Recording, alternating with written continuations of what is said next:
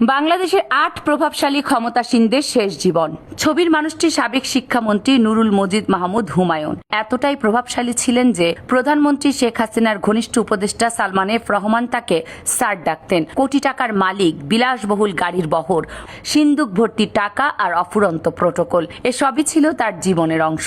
যেখানে যেতেন ছিল সরকারি পাহারাদার, ক্যামেরার ঝলকানি আর স্যারের পর স্যার সম্বোধন ধ্বনি। কিন্তু জীবনের শেষটা আর ভালো যায়নি। ঢাকা মেডিকেলের নোংরা, দুর্গন্ধময়, অবহেলিত পরিবেশে তিনি হাত করা পড়া অবস্থায় শেষ নিঃশ্বাস ত্যাগ করেছেন। ভাবুন তো, যে মানুষ কোটি কোটি টাকার মালিক, রাজনীতির বিশাল ক্ষমতার অধিকারী, তিনি মারা গেলেন এক বন্দির মতো। না ছিল বিলাসবহুল হাসপাতাল, না ছিল ভিআইপি কেবিন। শেষ নিঃশ্বাসে ছিল কেবল নোংরা বিছানা, নিঃসঙ্গতা আর হাত করার শীতল শৃঙ্খল। এ থেকে বোঝা যাচ্ছে ক্ষমতা কারো চিরস্থায়ী নয়। বাংলাদেশের সাবেক অর্থমন্ত্রী আবুল মাল আব্দুল মুহিত, যিনি সাংবাদিকদের রাবিশ ছাড়া কথাই বলতেন না, যার কারণে একটা সময় এই মন্ত্রীর নাম বনে যায় রাবিশ মন্ত্রী। কোথায় যাবেন স্যার, কোন ফাইল সই করবেন, কোন রাস্তা ক্লিয়ার করতে হবে, এসব নিয়ে সবার ব্যস্ততা। কিন্তু জীবনের শেষ সময়ে সেই আলো, সেই প্রভাব আর ছিল না। যে মানুষটির আগমনে একসময় রাস্তা বন্ধ হতো, ভিড় জমতো সাংবাদিকদের,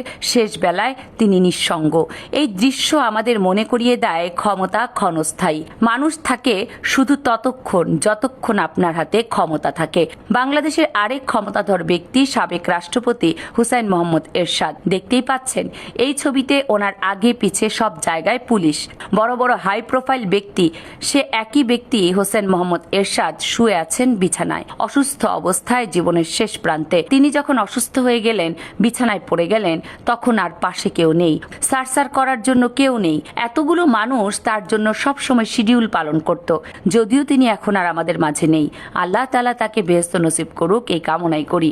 আলোচিত সমালোচিত সাবেক বিচারপতি হলেন শামসুদ্দিন চৌধুরী মানিক, যিনি একসময় আদালতে বসে রায় দিতেন, মাইক্রোফোন হাতে তর্জন গর্জন করতেন। তার শেষ সময়টা ছিল একেবারে নিঃসঙ্গ। হাসিনা পালানোর পর তিনিও দেশ ছাড়তে চেয়েছিলেন। এজন্য সিলেটের কানাইঘাট উপজেলার সীমান্তবর্তী ডনা এলাকার সীমান্ত দিয়ে ভারতে পালিয়ে যাওয়ার সময় আটক হন। সে সময় তাকে গাছের পাতা বিছিয়ে শরীরে কাদা মাখা অবস্থায় শুয়ে থাকতে দেখা যায়। যে কিনা ক্ষমতায় থাকতে কাউকে পরোয়া করত না, সেই কিনা জীবন বাঁচাতে কি করুণ পরিণতিতে পড়েছিল।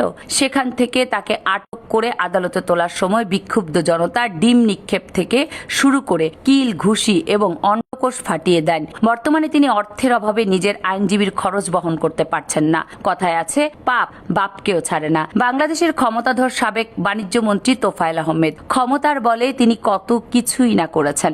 ইসলামী শিক্ষা ব্যবস্থার পক্ষে থাকায় ঢাকা বিশ্ববিদ্যালয়ের মেধাবী ছাত্র শহীদ আব্দুল মালিককে রেসকোর্স ময়দানে মাথায় ড্রিল মেশিন দিয়ে ছিদ্র করে নির্মমভাবে শেষ করে দেন এই তোফায়েলের অপকর্ম ছাপিয়ে যায় ফেরাউনকেও। তাই তো হয়তো আল্লাহর নিদর্শন স্বরূপ তোফায়েল চেহারাকে ফেরাউনের মতো করে দিয়েছেন। কিন্তু দুনিয়াতেই ইতিমধ্যেই তার পাপের শাস্তি শুরু হয়ে গেছে। চেহারা হয়ে গেছে ফেরাউনের মতো। একের পর এক ব্রেন স্ট্রোকে বিধ্বস্ত তোফায়েল আহমেদ। সাবেক খাদ্যমন্ত্রী ও আওয়ামী লীগের আরেক ক্ষমতাধর নেতা কামরুল ইসলাম। মন্ত্রী কামরুলের বিরুদ্ধে কোটি কোটি টাকা লুটের মামলা রয়েছে।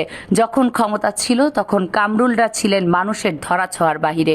সেই কামরুল আজ পচে মরতেন কারাগারের 4 দেয়ালের মধ্যে। এই পৃথিবীতে প্রত্যেকটা মানুষ তার কর্মফল দ্বারা প্রভাবিত।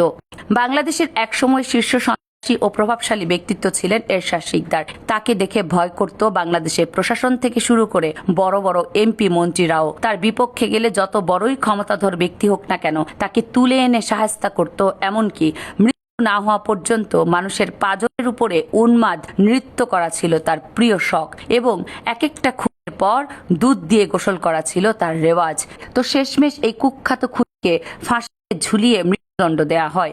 বাংলাদেশের 5 বারের ক্ষমতাধর প্রধানমন্ত্রী ছিলেন শেখ হাসিনা। ক্ষমতায় থাকতে যার পেছনে বাংলাদেশের সকল বাহিনী নিরাপত্তা দিতে ব্যস্ত থাকত, দেশের এমপি মন্ত্রীরা যার দেখা পেতে শিডিউল নিত, সে নেত্রী এখন নির্বাসিত জীবন পার করছে। শেখ হাসিনা চলে গেছে, শেখ হাসিনা পালায় না, কিন্তু ভাগ্যের কি নির্মম পরিহাস। তার অপকর্ম এতটাই বেড়ে গিয়েছিল যে শেষমেশ ছাত্র আন্দোলনের মুখে দেশ থেকে পালিয়ে যেতে হয়েছে। বর্তমানে শেখ হাসিনার শেষ জীবন এখন ভারতে কাটছে। ক্ষমতায় থাকতে যারা ক্ষমতার অপব্যবহার করে তাদের জীবন খুবই কঠিন হয়, যা শেখ হাসিনার জীবন থেকে প্রমাণিত। তো দর্শক, এসব ক্ষমতাধর প্রভাবশালী নেতাদের মধ্যে কার জীবনের শেষ পরিণতি আপনার কাছে সবচেয়ে বেশি করুণ বলে মনে হয়েছে সেটি কমেন্টস করে জানাবেন। কামরুন নাহার, রাখি, KNR মিডিয়া।